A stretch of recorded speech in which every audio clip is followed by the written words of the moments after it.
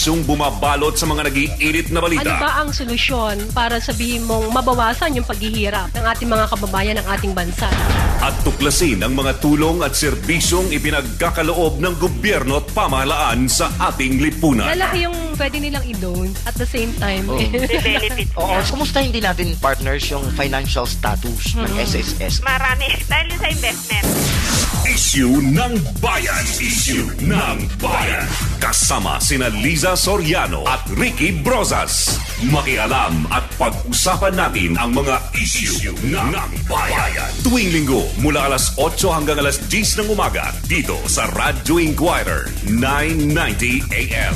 Ngayon, gabi-gabi nyo nang mapapakinggan ang programang Lunas Kalungsugan. Lunas Kalungsugan. Kasama pa rin ang batikang broadcaster at writer pang kalungsugan, si Kuya Rudy Liwanag. Kasama din si Dr. Joe at si Nico Light. Subaybayan at tumutok sa programang ikinasisigla ng bawat Pilipino, lalo na ang mga senior citizens. Lunas Kalungsugan. Lunas Kalungsugan. Linggo hanggang Biyernes, alas 9 hanggang alas 10 ng gabi at alas 9 hanggang alas 10:30 ng gabi tuwing Sabado dito sa Radyo Inquirer 990 AM. Buhay mo ay ingatan mo. Ang Lunas Kalusugan ay may free check-up tuwing Sabado at Linggo mula alas 8 ng umaga hanggang 1 ng hapon sa 4th floor Guadalupe Commercial Complex, EDSA Makati, tapat ng MRT Station. Tumawag sa telephone number 514-4597 o mag-text sa 0927-838-3828. Pagkat yan lang ang yaman mo. Ang programang hatid ay tulong at pag-asa. Huwag na kayo masyado mag-aalala at nandito na po sa kaalaman niya ng Bantay OCW, tutulungan po namin kayo. Tumpak na impormasyon sa mga usaping pag-abroad. Sa bahagi naman po ng ahensya, kung hindi sila tutugon dito sa mga pananagutan nila, uobligahin pa rin sila ng ating POEA. Naglilingkod sa mga OFW at kanilang mga kamag-anak saan man sa mundo. Kahit umuwi na po kayo ng Nueva Ecija ngayon, itatawag po namin sa inyo kaagad yung magiging usapan sa ating Philippine Embassy sa Bahrain at nang masaklolohan po itong inyong pamangkin. KBP at Gawad Tanglao, Best Public Service Program at Hall of Fame awardee ng Catholic Mass Media sa radyo. Pilipinas Online. Bantay OCW with Susan K. Alas 10:30 hanggang alas 12 ng tanghali. Lunes hanggang Biyernes. Pilipinas Online. Bantay OCW with Susan K. Dito sa Radyo Inquirer 990 AM. Ito po ang Trans Radio Broadcasting Corporation, Radyo Inquirer 990 AM. Kasapi ng KBP. Naglilingkod, nagbabalita, may paninindigan. Radyo Inquirer 990 AM. With branches all over the Philippines, Hotel Sogo is the hotel chain of choice for travelers and balikbayans. Affordable, safe, and complete with amenities, unlike other provincial hotels. Now you have somewhere comfortable to stay anywhere in Metro Manila or even when you visit your favorite province. Para sa may init na balita, Victory in Governance and Technology through Information Network. Vigatin. Para sa mga napapanahong usapan, Victory in Governance and Technology through Information Network. Vigatin. Makinig at makisalo sa programang Siksik sa Impormasyon at Bigatin sa Kaalaman. Kasama ang inyong mga kabarkada na sina Den Macaranas, Arnie Barcelo, Angel Bonifacio at Ellison Barcelo. Bigatin Radio. Sa Bigatin, bigatin ka talaga! Good morning. It's the weekend. Been running so long, I nearly lost track of time. Good morning. I couldn't see the warning signs. I must be losing it. 10:14 yung pong oras natin dito po sa Vigatin sa Radyo Inquirer 990 AM. Bilis ng petsa, August 9, 2014. Magandang umaga. Ako po si Den Macaranas. Ellison Barcelo po. Malamig nga rito. Malamig, sabi sa'yo eh. Di ba? Babawi kami. Nagpaypay ka last week eh. Magandang umaga po sa mga nakikinig sa atin sa Vigatin Radio, sa ating mga taga-subaybay, sa mga estudyante, Yes. sa mga professors, Sa mga startup companies po na nakikinig at sumusubaybay po sa atin. Sa mga nanonood Maganda. din through www.ustream.tv.channel/DZIQ. Yan, worldwide. Yan, magandang umaga, hapon, kung anong oras man sa inyo dyan. Pwede kayo mag-text later on. Marami tayong pag-uusapan. 0939-899-3033. Pwede rin kayo tumawag 519-1875 hanggang 76. At mapapanood din po tayo sa website po natin sa bigatin.com din po ng live.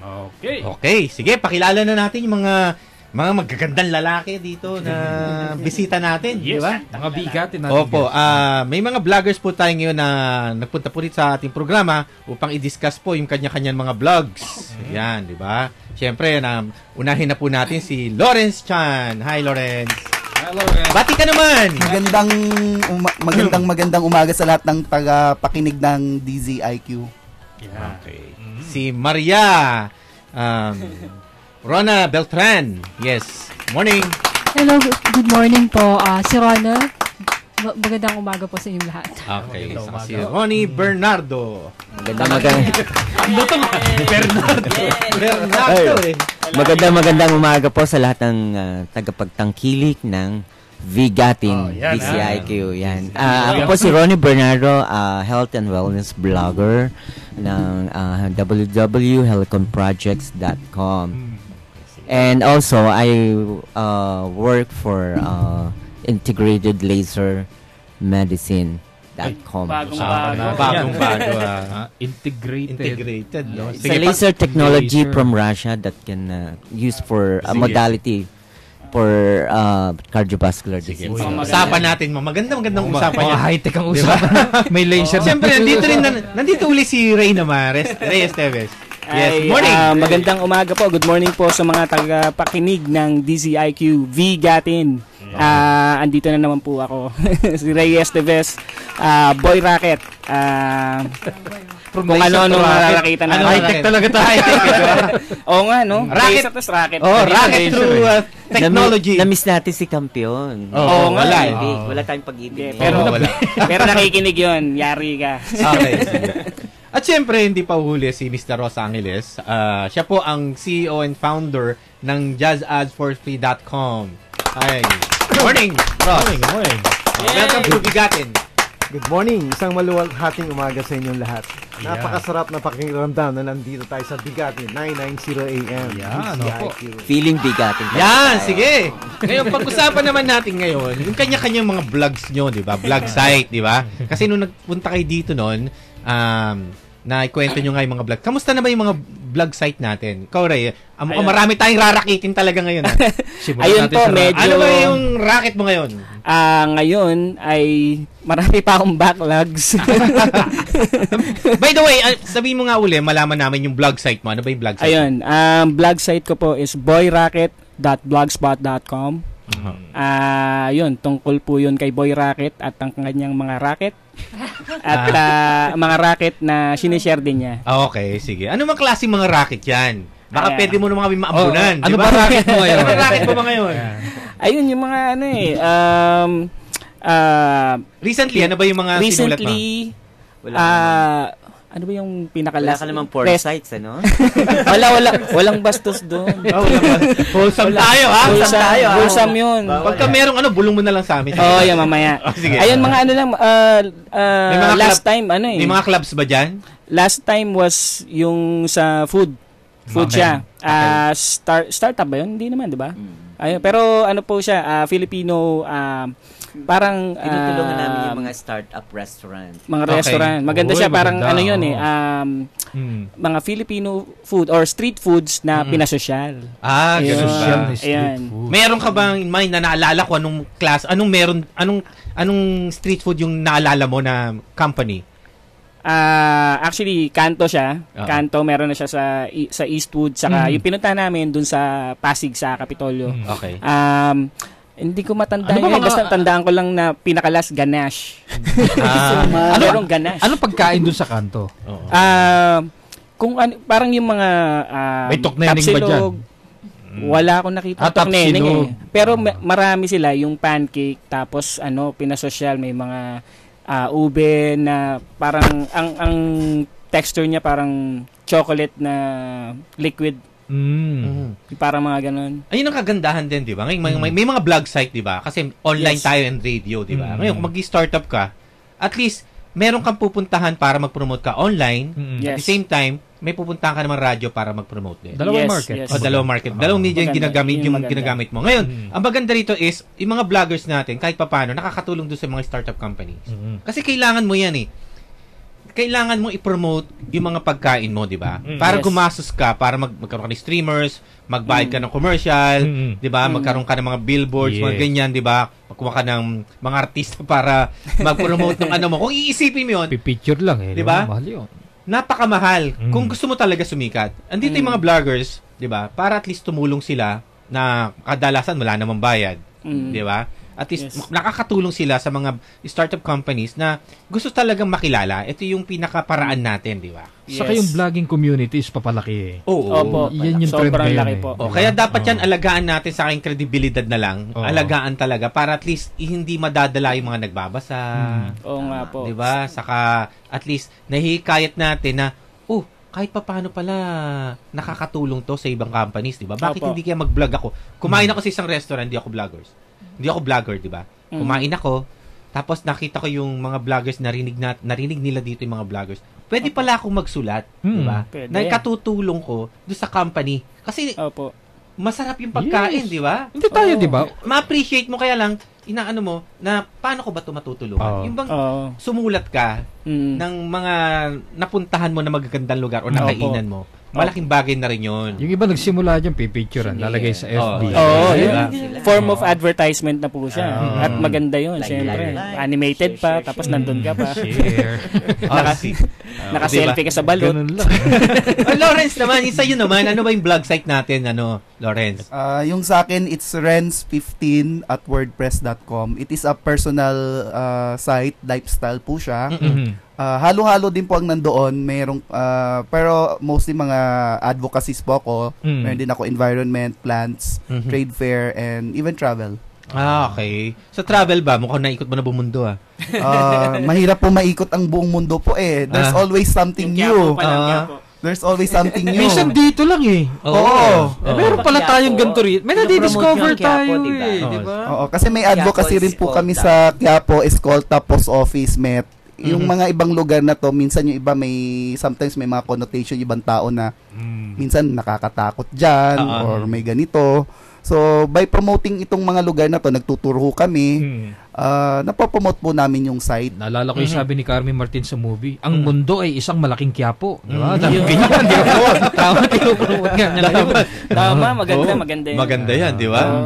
Recently, ano ba yung napasyalan mo or ano po, pwede mo may kwento na may bablog natin? Yan, yung bagong write-up mo sa blog site mo. Meron ako few days ago lang.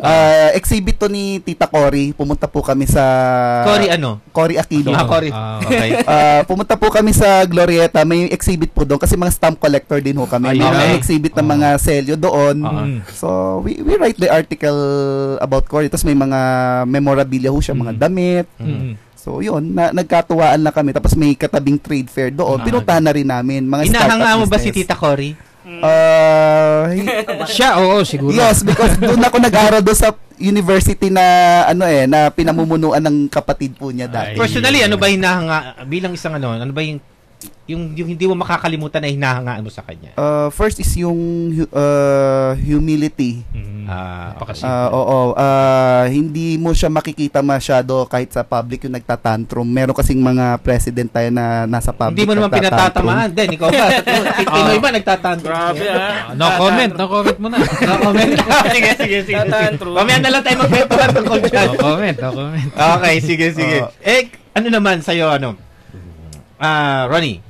Yeah, laser po. Okay, sige. Anong bago ngayon sa technology na dala-dala dito ng mga Russian ba yan? Russian po, bali ito pong... Hindi mga model siya na galing sa... hindi naman po. Russian kasi kung mapapansin po natin, ang Russia po, ang Eastern Europe, very advanced ang kanilang technology for cancer. Ngayon, since ang ating mga doktor, mga modality natin from the West, US, so may political separation ang two countries. So hindi nakakapasok ang itong mga modality na ito sa atin at saka sa Western medicine. But right now, sa Europe, very popular ito, ginagamit na ito. Ito yung IV laser therapy. Actually, matagal na po ito nag-i-exist. Sa Europe, sa Middle East, some Asian countries. Actually, the China is kinokopya na itong technology. So, right now, we are so proud that our company, may Pilipino investor, si Mr. Romel Santos, na nagdala dito ng technology. Kasi very cost-effective yung... ano man nagagawa ng technology na yan? This is for cardiovascular diseases. Puso. Yan, lahat yan. Hypertension, mga blockages, clogged arteries. Pwedeng ma-declog, no? Pero din po degenerative diseases. Pwede rin siya sa mga diabetes, yan. May anti-aging side effect din siya kasi it boosts the production of stem cell ng katawan mo. Tanong, magkano naman ang per session? Napaka-affordable po. Very cost-effective nga po eh. Hindi naman to yung... Range lang, magkano? Usually kunyari, po... gusto ko magpabata. Gusto ko dumami yung... Ikaw, medyo gagastos tayo rin. Yung stem cells natin, gusto nating... Padamihin. Sige. Usually po, mga... Babaklasin ba yung bulago? Hindi naman po. It's intravenous, non-invasive siya. May needle, papasok natin laser sa katawan nyo. Laser papasok sa katawan? Pero it is a very low dose laser lang po siya. Hindi siya therapeutic dose lang. Napakababa ng dose. Walang harm na magagawa. But ang effect niya is stimulatory. Kaya nga tinatawag itong blood... Speaking of laser, di ba ilaw yun? Opo. It's a light energy. Okay. Papasok sa katawan mo. Tapos... Saan tatagos yun? Hindi, ano na yun? May expose ng sisip-sipin na ng blood. Para Magkano? Para tis alam ng mga... usually po, ang natin per session, 2.8. May mga senior naman at special discount pa tayo binibigay. Magkano per session? Ilang oras yung per session? 30 minutes lang po. 2008. Baka naman may discount on air para magpunta yung mga... Opo, meron. At saka, kayo po, welcome po kayo. Saan ba located? Sa Medical Plaza Ortigas po siya. Okay, sige. They can also visit yung our website. Banggitin lang namin pangalan mo. Yes, ako. May discount na. Sabay ilag po. Baka tamaan ka ng laser. Ili-laser ko kayo, laser beam. 2008. Pwede na siguro para mabisita, no? May discount naman po kasi may senior pa tayo, sabihin, mga kaibigan, binibigyan din. May sakit ka sa puso. At napaka-effective po kasi. Ako, I'm pushing for this kasi ang daming, it's like magic po talaga. Marami siyang, we documented patient. Kasi meron din po kaming clinic sa Cebu. Doon, ang dami-dami naming cases na natulungan po. Mga medyo desperate na rin po yung mga compared to the traditional way na para gawin yung mga sinasabi mo, mas mura. Mas cost-effective po siya. Kung mag-stem cell kayo, di ba, milyon. Also, kung 10 session ito, mas... 28,000, gano'n. Oo. Bibiyahe ka pa ng malayo. Sasabi mo yung pangalan niya pa, di ba? May discount pa. At ng 70%. Ayun. Opo. Tapos may seniors ka pa, no? May senior pa. So, they can also visit para makita nila yung aming website, www.integratedlasermedicine.com. I'm also doing the research and development. I'm as a manager. That's under the management of Dr. ano? Bali marami po kaming doctors yung owner is from Australia. Ako yung Anong pangalan ng owner ng Mr. Romel Santos. Yung pinaka nyo doon? Ang medical director namin is integrative medicine specialist si Dr. Angelita Santa Teresa and Dr. Ma-research nga yan. Dr. Danilo Delfin. Cardiologist po siya. May age limit or sa mga bata okay lang din? Sa mga bata hindi po masyado, sa mga adults.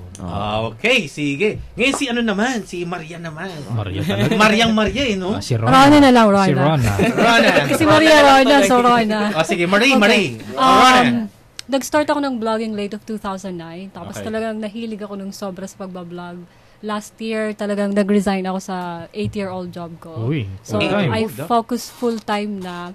And at the same time, I'm viewing vlogging para na rin siyang business platform kasi meron din akong online shop. So, nakikipag-partner ako sa travel agencies tapos yung mga mga clients, binabato ko sa kanila. So, aside from commission, I get also free trips. And as a matter of fact, Lawrence is also my partner. We also do Binondo food tour. Partner kami. May Chinatown food trip kami.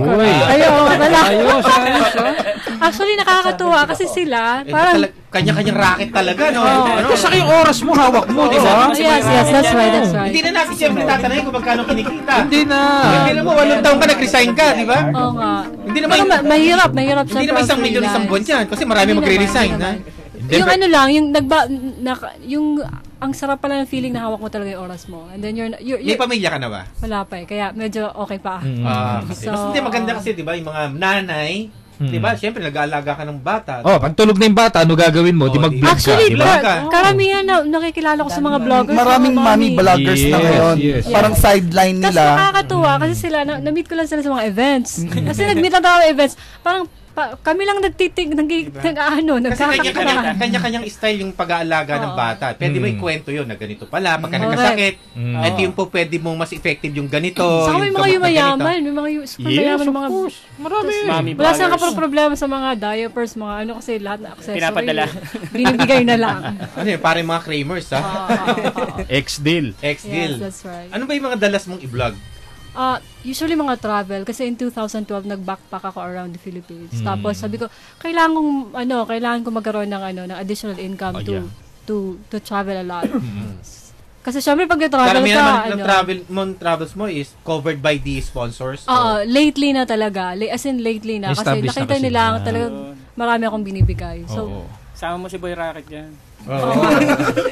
Parakit naman, no? Parakit naman. So, gusto ko rin i-advocate yung mga freelancing, yung mga sinasabi mga online entrepreneurs. Ang sarap pala ng buhay talaga na. Kasi parang nung bata tayo, parang yung mindset natin, mag-aral ka, tapos you work in a big company. Pero may na-meet akong mga travelers, hindi nakatapos ka hindi. You can put up a business. Pwede. Madali ba? Hindi. Okay. Hindi siya madali. Mamaya, papaliwanag niya. Kung gaano kahirap. Sige. Isa pa. Sige. Paliwanag mo. Nandito naman pala si Paring Rosco, di ba? Nagpa-vlog din kasi to. At the same time, meron siyang website, yung job ads for free, di ba? Kwento mo naman sa amin, Ros, kung... Basta free, okay sa amin. Di ba? Ano ito? Una-una, saka nagpa-vlog ka din, yung mga experiences mo as vlogger, diba? At bakit ka naisipan mo mag-put up ng ganitong website? Salamat sa opportunity ng bigatin, Actually, I really love to write. Kaya nga lang, before that, pwede ba namin malaman kung saan companies ka nag-work? I'm working for Goldheart Manpower and Goldplan Insurance Services. Before that?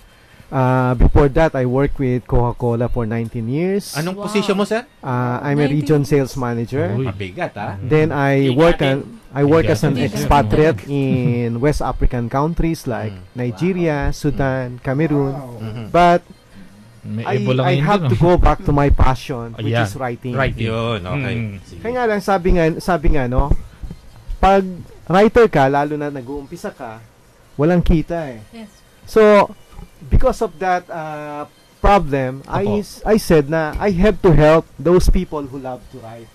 So, I founded a social media na pwede maging platform ng mga writers and even those na gusto mag-practice magsulat.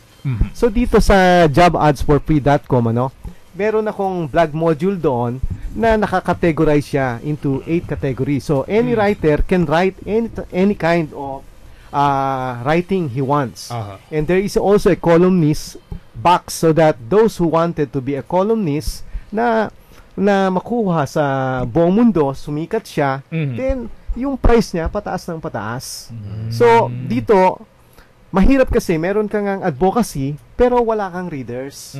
So, what I did is to found a social media website na meron siyang social media features. Pwede kang mag-share, pwede kang mag-likes. Meron din siyang shopping online. Yung shopping online niya, I introduced 2 currency. US dollar default and any currency you want. Meron din siya na business directory, meron din siyang global news, meron din kasi bakit ko ginagawang ganon, Because I wanted the writers to have a medium na marami ang pupunta, marami magbabasa, dahil kung marami ang pupunta at marami magbabasa, sa page niya, pwede siyang kumita through advertisement. Saka maganda inipon nyo eh. Oh, inipon ko. Hindi mahirap hanapin, hindi nagsabog. Sabi Oh, nga. in fact, in the next 2 months, magkakaroon na rin siya ng mga games to attract the young people. Sige, sige. Abangan natin yan. So, yun nga mga kaibigan, ano? Job ads for free. And it's also through the courtesy of Bigatin. Okay. Marami pa ho kami pag-uusapan tungkol po sa vlogging. Marami pa tayong rarakitin, di ba? Yung may mga tanong, yung mga gustong mag-vlog. Yan, baka makahirit tayo ng tips sa kanila. 0939-899-32033. Yan po yung aming text line. Sandali lang, magbabalik po kami. Ito ang Radyo Inquirer 990 AM. Langit sa lupa. Ang langit mong inaasam, nasa kamay mo na. Programang tutugon sa pangangailangang espiritual ng tao sa paraang nararapat. Magbabalanse sa litratong tagilid, ipapakita ang buong katotohanan at magbibigay pag-asa. Langit sa lupa. Ang langit mong inaasam, nasa kamay mo na. Linggo, alas 6:15 hanggang alas 7:30 ng gabi. Dito sa Radyo Inquirer 990 AM. Langit sa lupa. Panata ng Radyo Inquirer, hindi lang mauna sa balita, kundi ang dalhin ka sa gitna ng mga pangyayari. Pamamahayag na may damdamin, hindi makasarili, patas at komprehensibo. Hatid ng mga mamamahayag na may paninindigan sa katotohanan. Sa serbisyo publiko, kakampi at karamay mo. Anumang pagkakataon, sa kahit anong panahon, sa balita, komentaryo at pagtulong sa kapwa. DZIQ, Radyo Inquirer 990 AM. With branches all over the Philippines, Hotel Sogo is the hotel chain of choice for travelers and balikbayans. Affordable, safe, and complete with amenities, unlike other provincial hotels. Now you have somewhere comfortable to stay anywhere in Metro Manila, or even when you visit your favorite province. Are you looking for the hottest gadgets, the latest fashion accessories, the most sumptuous buffets, or the best travel packages? Bigatindeals.com offers unbelievable deals, promotions, and discounts that will let you live more for less.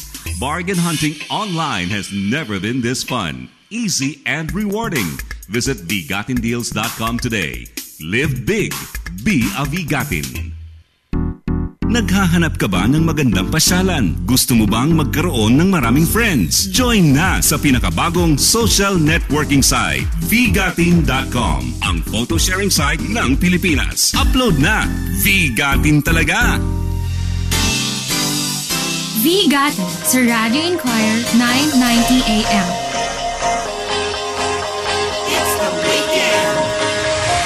Do you ever feel like a plastic bag drifting through the wind, wanting to start again? Do you ever feel so paper thin, like a house of cards, one blow from caving in? Do you ever feel 10:37, balik ko tayo sa Bigatin dito po sa Radyo Inquirer 990 AM. Vlogging. Vlogging. Marami pinag-uusapan. Kasi napag-usapan namin habang nag-break tayo ngayon, SEO ng mga vloggers, di ba? SEO? Ano ibig sabihin? Yung search engine optimization, di ba? Yeah. Kung nga paano nga ba talaga para umangat yung yung mga sinusulat mo sa search sa Google? Kasi ganito yan. Ang SEO kasi, parang kung paano kayong tamang pag-title mo, kung ano mga keywords, halimbawa, you're writing for let's say, isang subject, sabihin natin, donuts. Hindi pwedeng, I love donuts. So, dapat parang, kung if it's, may isang brand, kailangan, naka-specify, tapos sa, yung mga ganon, tapos, specific dapat. Specific. Tapos, dun sa body of, sa body ng paragraph, kailangan naka-mention siya, kung anong tinatype ng tao, kung anong mga karamihang tao. Kasi, ang goal ng nag-write or nagbablog, dapat, yung paragraph na yan is at least dapat nasa first page ni Google or second page kasi kung nasa ilalim yan wala na. Paano kung you're selling that's your primary business? Sinong magkikita sa'yo? wala kang benta. So, ang goal mo pag nag-write ka, hindi lang talaga, Effective ba yung yung sinasabi mo na, yung style or kung paano mo, nag-aral ka ba? Paano mating ka ba ng seminar? Actually, may mga seminar Una-una yung kay Janet Oral. Si Miss Janet Oral. Kilalang-kilala yan, diba? Oo. Madalas And then dito second, talagang kailangan mo sulat ka lang ng sulat. Tapos ang daming mga online lang mga libre-libre lang. Puro lang, sulat ka lang ng sulat. Tapos, paano mag-type yung tao? Ano bang sin-search nila? Halimbawa sa akin, di ba, yung Ilocos Tour, halimbawa, kasi I sell tour packages So, halimbawa ako, may isang tao pala, naghahanap siya ng Ilocos Tour. Ano ba ang tinatype niya? Hindi pwedeng... Paano siya mag-type? Paano siya mag-search? Anong tinatype niya? So, paano yun? How to go to Ilocos, tapos cheapest package to Ilocos. Lahat ng pwede niyang i-type, dapat kahit pa paano sa blog post, i-mention nasa content mo yan para na-anticipate mo. Ilalabas yan ni Google sa una. Ganun yun. Hindi yung basta-basta ka lang na, okay, you go here, maganda dito, meron din dito beach. Kaya mahirap din pagka hindi mo gusto yung topic. Dapat talaga nasa puso mo rin. Dapat nire-research mo, mga ganun. Karamihan naman kasi siguro ng vloggers, di ba? Yung mga sinusulat nila, talagang happy lang naman kasi karamihan talaga Libangan lang talaga nila. Pero ngayon yung sinasabi mo nag-resign, di ba? Mabigat yun. Ngayon na lang yan. Yung opportunity kasi dumami. Kakarir mo na talaga yan. Talaga. Pero, may dagdag lang ako sa sinasabi ni Rona, no? Kasi ngayon, sa SEO, nag-evolve na ngayon yung binabanggit mo na practice, yan talaga yung pinaka-foundation ng SEO, no? Kaya nga lang ngayon, medyo pinapahirap na ng Google. Yes. So, bali ang Google ngayon, para mag-top rank ka, number 1, bayad ka. Yeah. Pangalawa, kailangan para maging number 1 ka, ang content mo, binibisita na talaga. Marami na ang pumupunta. So, kung halimbawa, palaganapin mo man yung mga isulat yung root word mo, pero walang bumibisita sa site mo, hindi rin magrarang sa Google. Medyo pinahirap na ngayon. Ginawa na ngayon ng Google na merong social media interaction. Kung halimbawa, let's say yung write-up mo, marami ang nagko-comment, marami ang nagla-likes, the more ka na magrarang ka sa Google. Tama yun. So, yung playing yung ball game mismo, medyo mas mahirap na ngayon. Yes, correct. Diba? Tama. Kaya ang mangyayari, magbayad ka minsan. Yes, yun yung sinasabi, search engine marketing naman doon sa mga may pera. For example, makita mo to si Google, yung Google page. Nakita nyo dun sa taas, yung mga dito, nagbabayad yun per click. Yan yung mga taong ayaw nang magsulat-sulat, pero may pera. Para wala nang kahirap-hirap. Pero magbabayad ka kada click ng tao. Pero walang guarantee doon walang guarantee doon sa Google na bibili ng service mo. Bayad mo per click. So dapat ka lang. Pero mahaba talaga PC mo ko sakali. Pero may mga ways nga katulad sinabi ni Ross na kung ibig sabihin marami kang link na website, 'di ba? May mga link ka na blog site. Ibig sabihin noon punta ako doon sa blog site ni Rona. Tapos may link doon si Lawrence, 'di ba? O ibang nating kasama. At least mabibisita 'yon. Yes. Nakukuha pa rin ng Google kasi 'yon kung ilang links. Saka pag kinilik, siyempre, pagka kinilik mo mabibisita mo, makikita mo yung ibang page. Tapos pagkita mo naman kay Lawrence, makikita mo naman yung ibang vlogs naman doon. Dapat may mga interlink yung mga vlog site para at least isang grupo lang naman, di tulungan na lang, 'di ba? Yun ang tinatatag natin sa ngayon. May nakikita ko minsan iba yung kulay ng letra. Oo, yun. Di ba yun? Ibig sabihin yun, hyperlink siya, clickable siya. Oo. Kaya maganda is, kaya natin tinatayo yung samahan ng mga vloggers, di ba? Kasi hindi naman pare-pareho kasi na yung level ng kung ano yung pag-aaral mo or kung paano ka magsulat, kung kaano karami followers mo. Siyempre, tulungan. Ano ba yung technique mo? Di ba? Parang, sige, tulungan kita kung paano SEO, di ba? Kung paano magsulat, kung ano yung tamang pagsusulat, or mahina ka sa ganito, or wala kang connection na papunta sa ganitong tao na gusto mong makilala, 'di ba? Syempre yung connection mo as a vlogger, sana may ibigay din natin sa iba para lahat masaya. Ako may tanong Pinoy dito sa Pilipinas. Anong topic yung paboritong kiniklik ng mga nagbabasa ng vlog? Chismis, siyempre. Chismis pa rin. Yes, showbiz. Showbiz. Alam nyo yung di ba katatapos ng Sona? Career.net. Number 1 online sa news. Alam mo pinakamaraming hits? Fashion. Correct. Di ba? Wala. Hindi yung mga damit ng... Hindi laman ng Sona no? Ano laman ng Sona? Yung suot. Yung suot, no? Kung magkano, sino gumawa? Nakasuot daw ng parang saging. Oo, gano'n. May parang Shrek pa nga. Yes, yan yung mga pinag-uusapan dyan, hindi yung content. Oo.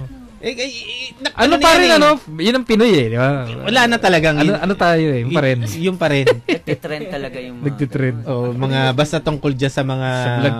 Pero yung sa mga trend, katulad nga ng sinasabi ng kaibigan natin sa Bigatin, mabilis yung trend na yun passion no? Pero katulad nga ng sinabi ni Ellison nung bago tayo mag-umpisa, ang pinaka-importante, ano ba ang value na ibinibigay ng content? Isa yun. Kasi pag yung valuable yung content mo, yung reader mo, ilalagay na kagad si Rona, ito, pag binasa ko to, hindi sayang ang oras ko. At the same time, ire-repair ka ng ire-repair. Kumbaga sa ang content na isusulat mo, dapat merong natututuhan ang reader at merong dahilan para i-repair niya sa mga kaibigan niya na basahin. So, kung gano'n ang mga content mo, makakakuha ka ng mga malaking base na reader. Malaki siya, magiging loyal, repeated yung pagpunta niya sa'yo, and at the same time, kung gano'n, magrarang ka talaga sa Google. Magko-comment pa sila, magkaroon ng interaction. So, kung ang sinulat mo, ang comment umaabot ng 100, so automatic nandun ka sa ranking ng Google. Yung engaging pa rin. Ibig sabihin sa masadaling salita, magkakaroon ka ng maraming racket. Di ba, Racket Boy? Po yan. Sa'yo naman, yung pagrarakit natin, Ray, ano man masasabi mo tungkol doon sa mga trends natin ngayon ng mga nagbabasa? Ano ba yung... Anong racket? Ano napapansin mo? Anong madalas ang dapat mo isulat or ano yung market na dapat mong matap? Sa ngayon, kung babase ko sa social media, yun nga lalo na dito sa Pilipinas, entertainment talaga Entertainment yun yung may viral talaga na naghiwalay na si ganito, di ba? Yung yun nga, Sona, fashion statement ka, ilang segundo pa lang yun parang kinabukasan, tapos may iba-iba ng version, tapos pinaglaruan, cyberbully na in a way, yung mga pero for me, I agree with Sir Ross na yung content mo pa rin ang importante pa rin. Kasi yun yung aside, pwede kang maging viral 1 day, 2 days, pero kung meron kang content, may re-refer ka at saka yun yung magiging identity mo. Kumbaga, kunyari nagsi-share ka tungkol sa travel, di ba? Tapos biglang may discount pala doon sa palaging may discount palagi doon sa site mo. Pag magta-travel, kunyari barkada tayo, punta tayong Ilocos, may dito si Rona, di ba? O kaya laser technology. Ito palaging bago yung sa pagdating sa Philippine medicine, palaging bago yung nire-release ni Helicon Project. Mga tipong ganun. Tapos, historian. Kay historian tayo. Di ba yung, meron pa palang, kunyari, sa Quiapo. Ilang beses na, araw-araw akong dumadaan sa Quiapo. Pero hindi ko alam, may ganito palang lugar dito sa Quiapo na pwedeng puntahan. Ibig sabihin, may niche market ka rin. Meron pa rin. Sa experience mo, Lawrence, ano ba yung mga, tingin mo nga, na mahalagang bagay na kumbaga na pwede mo pang sabihin sa mga readers mo na hindi masyadong napapansin ng ibang vloggers? Like yung niche market ko ngayon, nakakaano kami sa mga places na hindi karaniwan nakakapunta yung mga public.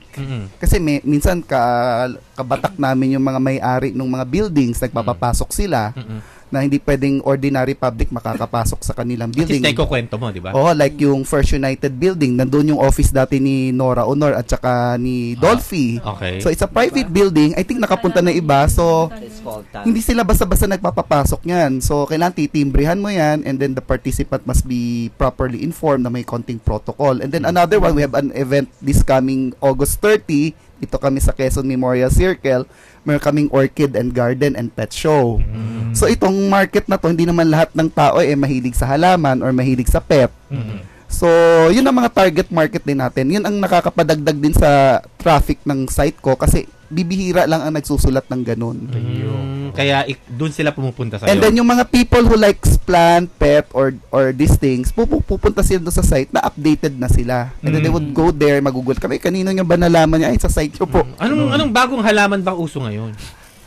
Marami. Abangan nyo na lang. Meron kaming tour sa August 30 sa Circle. Actually, it is in cooperation with Quezon Memorial Circle kasi meron silang pinopromote na urban gardening. Wala namang necessary fee yun kasi co-sponsor natin ang Quezon. Kailan yan? Kailan uli yan? Sa August 30 po. Saan? Sa Quezon Memorial Circle, Hardy ng Bulaklak. Anong oras? Ang start ng tour ko from 8 hanggang mga 11 or 12 ng tanghali. Open sa public yan, ha? Open sa public. Yung iba kasi hindi naman sila vlogger, they need to pay the yung may minimal fee na 30 peso lang sa orchid show.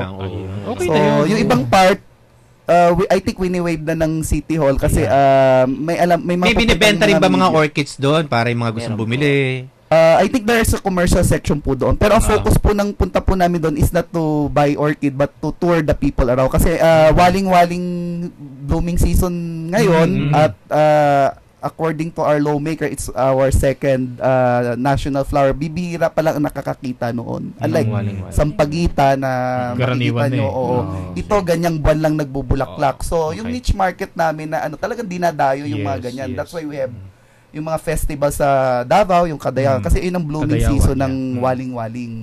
Yung show naman, it's from August 29 hanggang September 8. Okay, sa pumunta ka sa Kadayawan Festival, dito na lang. Mas malapit. Ano ba ang ng waling-waling? Scientific name?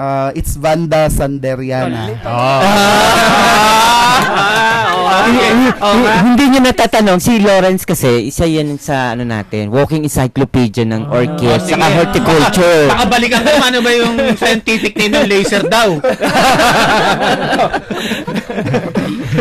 Kumuputi-kutita barya. Diba? Ang galing naman talaga ni Lawrence. Pero yung ganyan, it is a niche market talaga. O sige, ano ba scientific name ng Sampaguita naman? Jasminum samba. Wala talaga. Wala tayo. Ito nga yung sinasabi ko, di ba? Ano ba ibibigay mo rin sa reader mo? Yung gusto nila o yung kailangan nila? Oo. Di ba? May napagpipilian. At least meron tayo isang guest na, at least, di ba, hindi tayo napahiya. Di ba? Maganda yung sinabi mo yung gusto nila sa kailangan nila.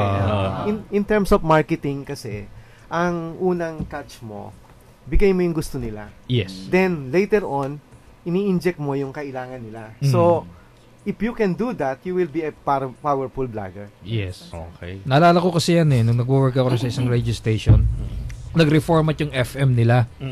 Ano bang ibibigay natin? The program they want or the program they need?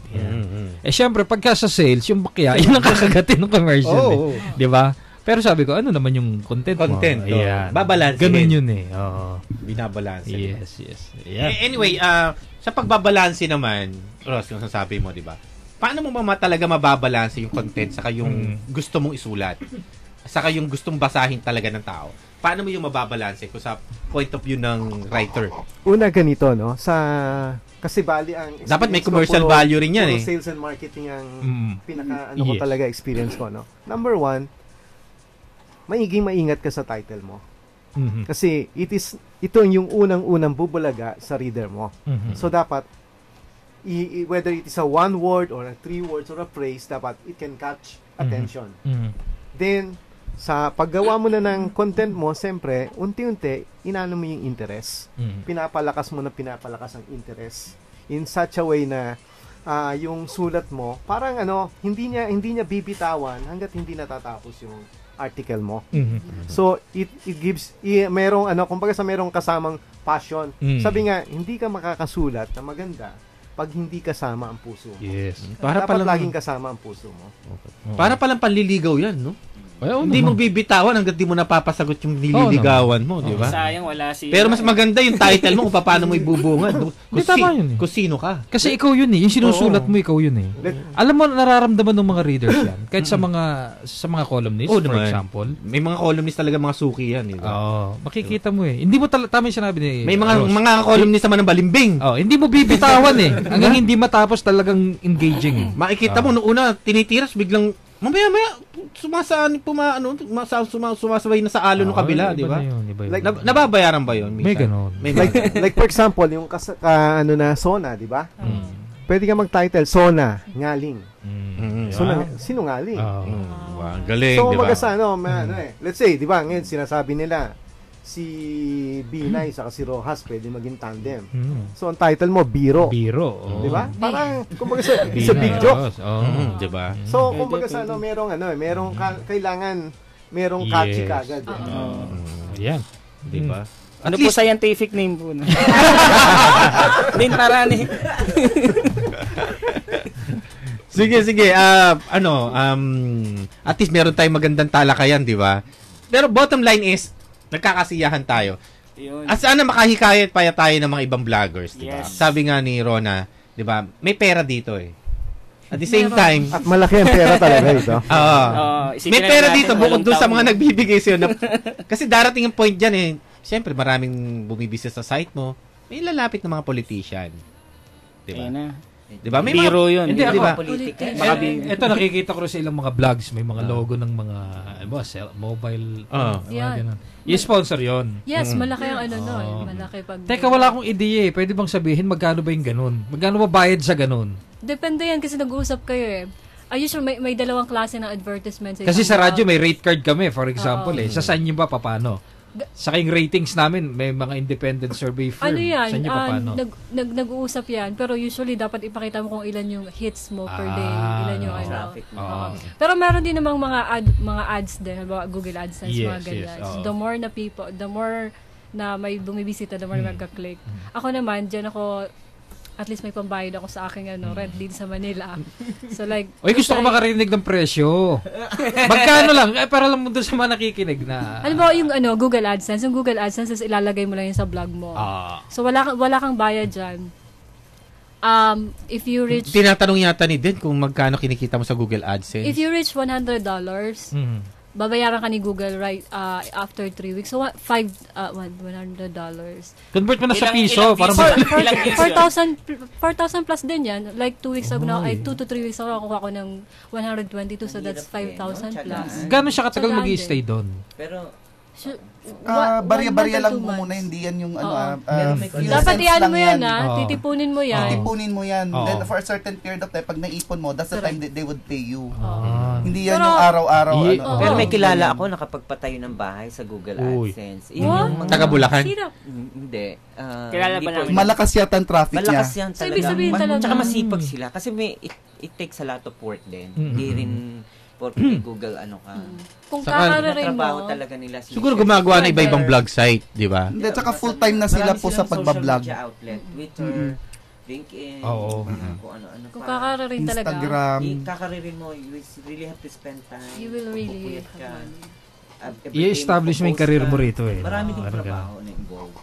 Putulin kita dyan, kasi mayroong magandang plano si Ellison para sa mga vloggers na kumbaga sa yung advocacy mo, magagawa mo, at the same time, kikita ka ng malaki. And I think nasa malapit na maluto yun, di ba? Niluluto. Nasa pipeline na. Maganda kasi yan. Hindi masunog. Di ba? Ang magantayan nyo. Ang maganda kasi dyan is, lahat ng vloggers, syempre, may kanya-kanyang interest. Iba-iba yung interest mo iba-iba, di ba? Magkakaroon ka isang common community. Yun nga maganda. Na solid, di ba? Na maaring magkakaroon ng issue na sa tingin mo na mapapagkasunduan ng lahat. Para isang boses, di ba? Kasi maganda yung isang boses lang kayo, lahat kumikita, pero pagka may point na kinakailangan magtulungan, naman. Yun ang mahalaga eh. Example, meron katulad, dumating ng Yolanda, di ba? Kung mag-share lahat yung mga vloggers, kasi lahat naman gustong tumulong, di ba? Mag-share tayo, ito yung ganito gawin natin, di ba? Magkakatulungan. Bukod dun sa iba't ibang klaseng connection na may bibigay, magpapalitan tayo ng connection, di ba? Saka, huwag naman sana mangyari, merong nagkasakit sa pamilya mo. Di ba? Vlogger ka. Di ba? Kung meron kang solid na community, hindi naman lahat ng, ang sasabihin mo lang naman, buti na lang, hindi ko anak yung nagkasakit. Buti na lang sa kanya. At least, hindi ko na sinasabi na swerte siya, nagkasakit yung anak niya, di ba? Swerte ako, hindi nagkasakit yung anak ko. At nandito yung community. Para tumulong. Kasi, kung ang bill mo is 300,000, mabigat yun. Actually, nangyari na nga po yan. May mga vloggers na nagkaroon ng problema. Wala silang insurance kasi full-time sila. So, wala silang wala silang mga benefits, di ba? So, yung ibang mga vloggers, like si Miss Janet Toral, isa sa mga talagang tumutulong. Oo, so nagko-contribute kami and yung mga may connections. Hindi kaya nga gagawin natin sa community, di ba? Pagka at least pagka sumama ka, mayroon kang insurance sa may insurance, may life insurance ka, di ba? Na maibibigay ng community. Natin. Di ba? May bibigay ka in case na mayroong may pondo yung community, di ba? Kung sino yung talagang nangangailangan, na didesisyonan ng lahat. Di ba? Hindi saka yung kung sakali magkakaroon ng pondo, open sa website yung pondo kung nasaan. Nandiyan niya kung sino nagbigay. Kung ano yung ginastos nandiyan. Yun ang maganda di ba? Kasi kung mag-isa ka lang natatayo ka na blawa, sige ngayon kumikita ka, 'di ba? Kumikita ka ngayon, 'di ba? What if kung nagkasakit ka? Hindi ka na makasulat. Hindi ka na makasulat. 'Di ba? Ano backup mo? Yun yung sa mga sigurong i-address ng isang community talaga. Para at least katulad ng mga mommies nga na hindi nga nang sa bahay lang, 'di ba? Na hindi naman talaga nagtatrabaho. Bigyan natin ng sideline na makapagsulat. Natuturuan kasi hindi naman ganoon din kadali para magsulat ng isang tao. Kung hindi talaga aral, 'di ba? Siguro kayong mga vloggers magkakaroon ng mga seminars, 'di ba? Kung paano magsulat, 'di ba? Yun ang gusto namin itayo. Yung bigyan ko na kayo ng concrete na example ng a powerful community ng vlogging. Meron kang 100 na community ng vloggers. Bawat isa sa inyo, sabi nga ni Ellison, meron mga 2,000 na followers. Meron ka, gumawa ka ng article, itinweet mo. So, 2,000 followers mo, mababasa yun o may chance na basahin. Lahat ng community, i-retweet yun. How many people did you reach globally? Kung 1,000 kayong vloggers na gano'n. So, bawat article ng bawat isa will become a viral every day. Yes. So, it makes you a powerful community na pag naglagay ka ng ads, sigurado na makikinabang yung kliyente mo. So, you put value to your writing and you put value to the organization. And that is what Ellison is aiming for. Ngayon, kung sakali naman na ganun nga, 'di ba, nag-tweet, 'di ba? At walang nagbasa sa iyo. Kasi darating yung point na walang nagbasa. Challenge sa iyo yun Huwag mong isipin na sumali ako diyan pero marong napasamayat. Challenge sa iyo para mapaganda mo yung pagsusulat. Baka may kulang. Baka kulang ka sa research or baka kulang ka doon sa mga sinusulat mo kung hindi masyadong nararamdaman ng tao yung gusto mong ipahiwatig, di ba? Kasi ano yan kung maganda kang magsulat, pupuntahan ka talaga ng ng tao na interesado dun sa topic na yon. Yun lang ang sigurong magiging maganda doon. Di ba? Ngayon, ang maganda kasi dito is we can compete globally.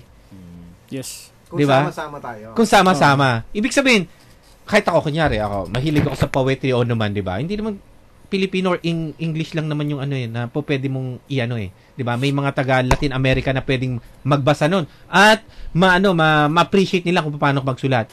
Di ba? Ngayon, kung may mga companies na gusto mag-ads doon, na galing Latin America, kikita ka pa rin. Huwag natin dito mag-concentrate masyado sa Pilipinas. Dapat umalis tayo sa comfort zone natin. Kung boy racket ka, kung racket mo, 'di ba? Rumakit ka sa Latin America, rumakit ka sa US, 'di ba? Make it global. At ngayon, kung hindi mo kaya dahil hindi ka pa handa, proper training lang. Oo nga po. At saka may dagdag ko na rin po. Actually, yung vlogging hindi lang po siya all about writing. Meron po tayong tinatawag na video blogging or vlog. Yun, diba? Na kung saan, yung mga, kunyari ako, frustration kong frustration ko yung maging documentarist. So, pwede ka magiging documentarist ka. Kunyari, pupunta ka sa restaurant. Kasi wala ka pa yung skills na pero, andun yung passion mo na mahilig ka mag-video. Kasi total, uso rin siya. Uso mag-selfie. Diba? Tas magsi-selfie ka sa isang yung isa pa na example na naging viral na isang community sa Facebook, more than 2 million followers na siya Ang ginagawa lang nila, short video lang. Kunyari biglang nadapa, Tapos yun, tapos naging viral na sila. So, ganun lang. Yung palang, tipong ganun. Yung grupo mo pala, isa sa mga nagpayaman ng todo sa Facebook. Sige, parting words. Okay. Sige, Rona, ikaw, time na kasi natin, no? Kulang talaga sa oras. Sige, ano ba parting words? Mapasarap no? Sa akin about vlogging. Yun lang. Yung site mo ulit para mapuntahan nila. Okay. You can visit my site. Actually, ang haba kasi www.mariaronabelton.com yung URL. So, inari ko talaga, diba? But you can type sa Google, Travel Maria na lang para sigurado. So, I talk about lifestyle. Pero pinaka-ano ko talaga is travel, a little bit of food, and yun. Pwede. Si Mr. Laser. Yes.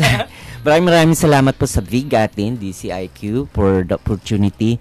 You can visit my blog site, www.heliconprojects.com. Yung pong aming company, yung www.integratedlasermedicine.com. Salamat po ulit. Ross. Okay. Nag-convert na ako sa 990, ha? Oh, yeah. Okay. So, nakapix na sa 990. I'm very happy for the opportunity, yes. on this morning. Jobadsforfree.com. Maraming bibigay na opportunity to sa bawat isa. Sa hindi lang sa vlogging community. Halos lahat ng portion nito merong mga libreng advertisement. Okay. Thank you po. Thank you. Lawrence. Try to visit my personal blog site. It Renz, RENZ15 at wordpress.com. And then, doon sa mga interested na sumali doon sa aming tour sa August 30, this is my number, 0928-660-4819. Ulit. 0928-660-4819. That is smart. Okay. Ano yung scientific name ng Lawrence? Pinag-click ko nga kasi masyadong mahaba eh. Ang dami ko kasing kapangalan sa abroad. Yes. So pinag-click ko siya. Ayun po. Muli po ako nagpapasalamat sa pag-guest sa amin dito sa DZIQ Vigatin. Ito po ulit si Ray Esteves, boyracket.blogspot.com. Hopefully marami pa tayong rarakitin. So yung niluluto po natin para sa na opportunity, hindi lang racket na basta-basta kumbaga racket for everybody. Yun nga. Di ba? So yun po, magandang umaga po ulit. Diba? Mabuhay mga vloggers, di ba? Mabuhay. Salamat po. Thank you. Diba? Okay. Sa susunod po ulit na Sabado, tune in lang po kayo sa Inquirer 990 AM sa Bigatin Radio mo, di ba? Ikaw din. Basta ako magbabasa na ako ulit. Hindi, magsulat ka na din, di ba? Kahit pa paano, mag-train tayo kung paano magkaroon tayo ng oras. Kinakapa ko paano feel ko isulat eh. Dali alam mo na yung 40 mo pagmamahal eh. Mahirap. Maraming salamat. Next Saturday po ulit. Okay. Radyo Inquirer 990 AM. Alam mo, medyo naasiwa lang ako sa mga taga-kongreso ko. Ako sa kanila mahihiya ako. Alam mo kung bakit? Pinuna yung DAP. Ang baling kaagad yung judicial fund. Ano tao naman, gantihan agad. Ang key kasi rito is that sinasabi ng Korte Suprema, bawal yung PDAP, bawal din yung DAP. Kaya ang tanong po rito talaga, ano ba ang gagawin natin? Itong kongreso natin, masisino po yung boto natin? Mukhang pera, karaniwan eh. Yung majority, sinasabi ko kasama din, may natitira na hindi nagpapasampal. Pero yung sinasabi nga, pag ginagahasa na ng malaking ito kapangyarihan ng kongreso, abay, sabi nga ni Joker Arroyo, walang umiimik eh, di ba? Ang iniisip po natin, eto, may perang malaki, may anomalya, halos lahat, nabigyan. So kung kayo simpleng tao, paano ba ito? Ano ba mangyayari? Parang saan po kami pupunta? Si Secretary Butch Abad, kung pakakawalan, kung darating man dun sa puntong yun, ang Pangulo na magdi-decide, papakawalan si Abad, makakabawi ba siya sa mata ng publiko? May nakita ho kami roon na expenditure na National Survey on Farmers, Fisherfolk, and Indigenous People na ang implementing agency po ay DBM for 2011. Alam niyo po ba kung magkano inilaan doon sa DAP? 625 million pesos just for the survey. Tama po bang halaga yun? Arlene de la Cruz and Jake Maderazo. Banner Story. Alas 6 hanggang alas 9 ng umaga. Lunes hanggang Biyernes. Dito lang sa Radyo Inquirer 990 AM. Banner Story. Radyo Inquirer 990 AM. 990 AM. 1108.